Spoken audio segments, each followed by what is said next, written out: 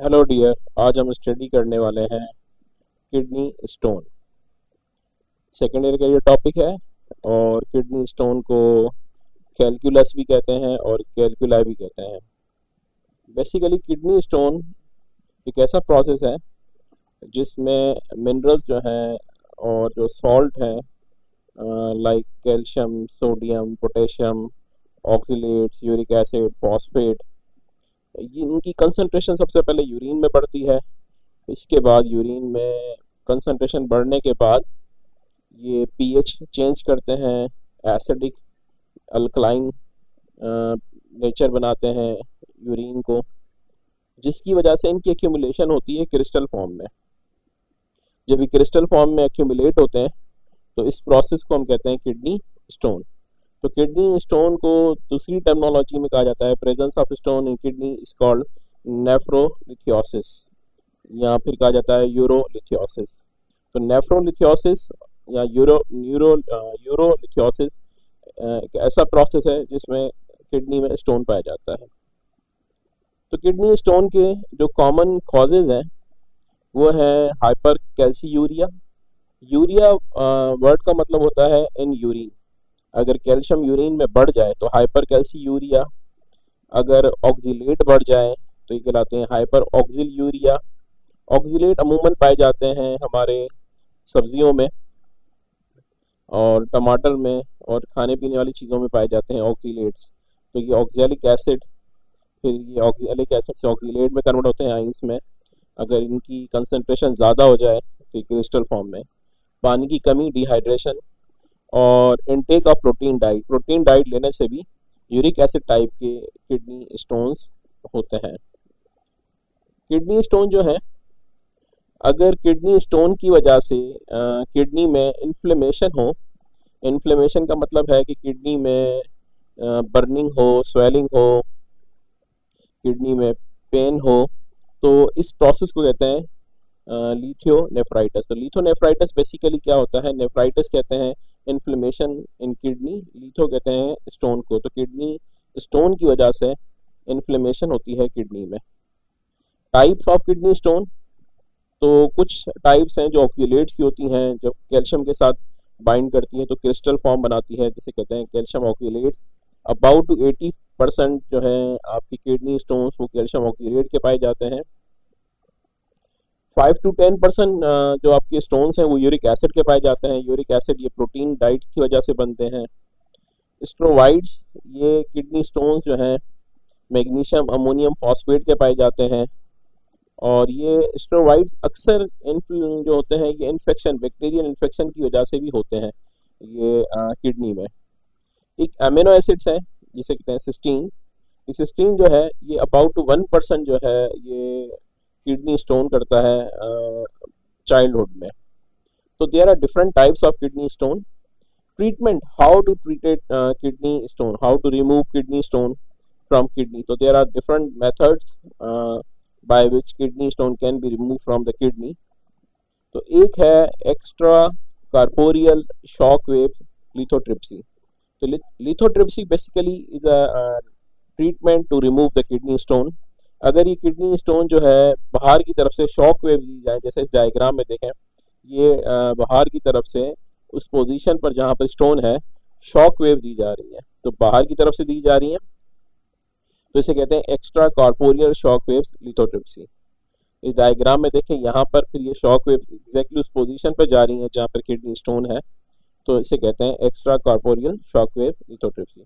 दूसरा तरीका है परक्यूटेनियस नेफ्रोलिथोटमी।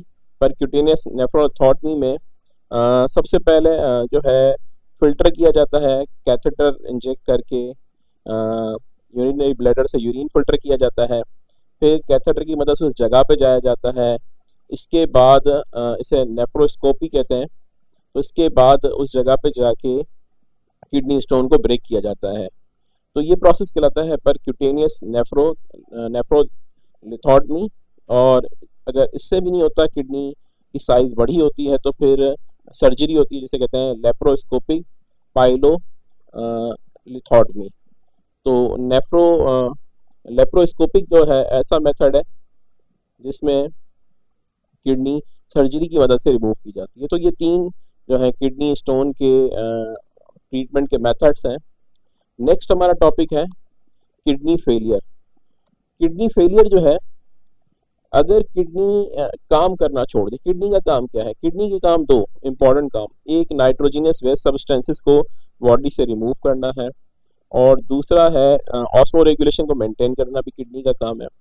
तो किडनी अगर fail to remove the nitrogenous waste and fail to perform osmoregulation, तो किडनी फेलियर की तरफ चली जाती है, किडनी काम करना छोड़ देती है। किडनी फेलियर तब कंसीडर की जाती है जब दोनों किडनी 85% तक अफेक्टेड हो जाएं, काम छोड़ दें, तो हम कहते हैं किडनी फेलियर की तरफ चली गई है किडनी। अच्छा जी, किडनी फेलियर 2 टाइप्स के होते हैं, एक कहलाते हैं एक्यूट किडनी फेलियर, एक कहलाते हैं chronic kidney failure. Acute kidney failure ऐसे किडनी फेलियर कहलाते हैं जो सडनली हो जाए, अचानक किडनी फेलियर, किडनी फेल हो जाए काम करने से, तो एक्यूट किडनी फेलियर कहलाती है। इसके रीजन क्या होते हैं? एक तो रेनर एबनॉर्मलिटीज, इन्फेक्शन कॉज हो रहा हो बार बार किडनी में, तो एक्यूट किडनी फेलियर हो सकता है। तो causes loss of blood, anaemia कहते हैं किसी इंजरी की वजह से, heart attack, liver failure, severe allergic condition, dehydration, infection in kidney, 2 kidney stone भी किडनी फेलियर का कॉज बन सकता है। क्रॉनिक किडनी डिजीज, अगर किडनी ग्रेजुअली अपना फंक्शन छोड़े, स्लो किडनी अपना फंक्शन छोड़ दे, तो कहता है क्रॉनिक, लॉन्ग टर्म तक जो है किडनी ग्रेजुअल जो है फंक्शन डिसफंक्शनल हो जाती है। इनिशियल स्टेज में तो कोई सिम्टम नजर नहीं आते किडनी क्रॉनिक फेलियर में, लेटर स्टेज में पता चलता है जब किडनी एकदम से काम करना छोड़ देती है, तो किडनी फेलियर कंसीडर की जाती है। कॉजेज क्या है? Why chronic kidney disease cause?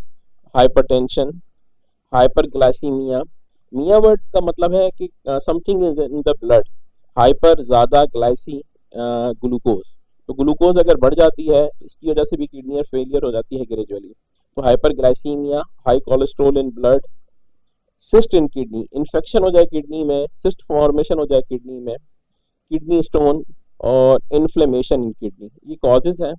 Symptoms क्या है किडनी के? किडनी फेलियर के क्रॉनिक कंडीशन में सिम्टम, फटीग, अगर किसी की किडनी फेल हो जाए तो थकावट रहेगी, शॉर्ट ब्रीथलेसनेस होगी, सांस उखड़ेंगे उसके, and swelling hands and feet, हाथ पाँव की स्वेल होते रहेंगे, ब्लड इन यूरिन, यूरिन में ब्लड आएगा। तो these are the symptoms of chronic kidney disease.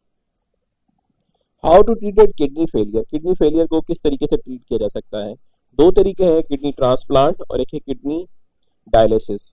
तो ये डायलिसिस के 3 पैटर्न हैं, एक कहलाता है हीमोडायलिसिस, एक कहलाता है कॉन्टिन्यूअस रेनल रिप्लेसमेंट थेरेपी, एक कहलाता है पेरिटोनियल डायलिसिस। तो ये तीनों यहाँ भी लिखे हुए हैं इस बुक की पेजेस पर, तो इसी के बुक के ही ये की पॉइंट बनाए हुए हैं कि आपको आराम से ये चीज़ें समझ आ जाए। हीमोडायलिसिस क्या होती है? दिस इज अ हीमोडायलिसिस में जो है पेशेंट का जो ब्लड है वो आर्टरी की मदद से बॉडी से लिया जाता है और डायलिसिस मशीन में वो ब्लड ट्रैवल करता है। डायलिसिस मशीन बेसिकली ऐसी मशीन है जिसमें बारीक बारीक सी ट्यूब्स होती हैं और इसमें डायलिसेट होता है। डायलिसेट बेसिकली एक फ्लूइड कंपोजिशन बनाई गई है जो ब्लड की कंपोजिशन से सिमिलरिटी रखती है ब्लड प्लाज्मा की कंपोजिशन से। उसमें ब्लड प्लाज्मा में मौजूद जो भी चीज़ें होती हैं वो डायलिसेट में होती हैं और सवाए नाइट्रोजनस सब्सटेंसेस के। तो जब ब्लड यहाँ से फ्लो करता है, सेमी परमिएबल मेम्ब्रेन होती है इनके बीच में, तो ब्लड जब फ्लो करता है इस मशीन के अंदर से तो नाइट्रोजनियस सब्सटेंसेस ब्लड से मूव कर जाते हैं हाई कॉन्सेंट्रेशन की वजह से इनटू द डायलिसेट, और फिर जो ब्लड फिल्टर होता है वो दूसरी साइड से निकाल के वेंस की मदद से वापस ब्लड में ट्रेवल करवाया जाता है। तो हीमोडायलिसिस एक पूरा प्रोसेस है, अबाउट 3 to 5 आवर्स लगते हैं एक जो है सेशन के, और वीकली 3 to 4 सेशन करवाए जाते हैं हीमोडायलिसिस के पर वीक।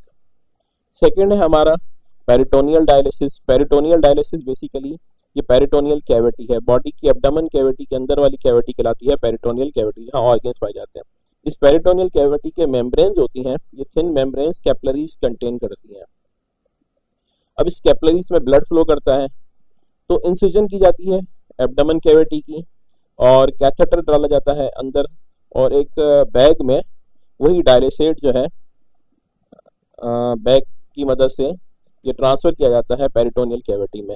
और पेरिटोनियल कैविटी में जब डायलिसेट डाला जाता है तो इसकी भी कंपोजिशन सेम ब्लड प्लाज्मा वाली होती है, सवाई नाइट्रोजीनियस सब्सटेंस है। तो यहाँ से ब्लड कैपिलरी से नाइट्रोजीनियस सब्सटेंसेस जो हैं इस डायलिसेट्स में आते हैं, और जब ये डायलिसेट जो है नाइट्रोजीनियस हो जाता है तो इसे निकाल के एक एम्प्टी बैग में भर दिया जाता है। तो ये प्रोसेस भी जो है 24 आवर्स में मल्टीप्लाई टाइम किया जाता है कि ज़्यादा से ज़्यादा नाइट्रोजीनियस सब्सटेंसेस ब्लड से फिल्टर किए जाएँ। तीसरा है किडनी ट्रांसप्लांट। दोनों अगर प्रोसेस काम नहीं करते तो किडनी ट्रांसप्लांट जो है एक तरीका है। किडनी ट्रांसप्लांट में डोनर की किडनी ली जाती है, वो रेसिपिएंट की बॉडी में जो है वो किडनी रिप्लेस की जाती है, जो आपकी ख़राब किडनी है या उसकी किडनी को बॉडी में रखा जाता है। तो किडनी ट्रांसप्लांट 80% चांसेस होते हैं कि किडनी ट्रांसप्लांट जो है वो सक्सेसफुल हो जाए, 20% चांसेस होते हैं कि किडनी ट्रांसप्लांट में किडनी भी ख़राब हो सकती है। तो किडनी ट्रांसप्लांट जो है एक्सपेंसिव प्रोसेस है डायलिसिस के मुकाबले में, और इसमें जो है डोनर की अवेलेबिलिटी और बॉडी के ब्लड कंपोजिशन ये सारी चीज़ें मेंटेन करनी पड़ती हैं, चेक करनी पड़ती हैं। एक और प्रोसेस है बीच में जिसे कहते हैं कॉन्टीन्यूअस रेनल रिप्लेसमेंट थेरेपी। ये हीमोडायलिसिस ही होती है, पर ये जो पेशेंट्स टिपिकल पेशेंट्स, ऐसे पेशेंट जो सीवियर कंडीशन में होते हैं, उनको 24 आवर्स के लिए हीमोडायलिसिस में रखा जाता है, तो वो कहलाता है कॉन्टीन्यूअस रेनल रिप्लेसमेंट थेरेपी। तो ये 3 तरीके की ट्रीटमेंट है किडनी फेलियर की। Thank you.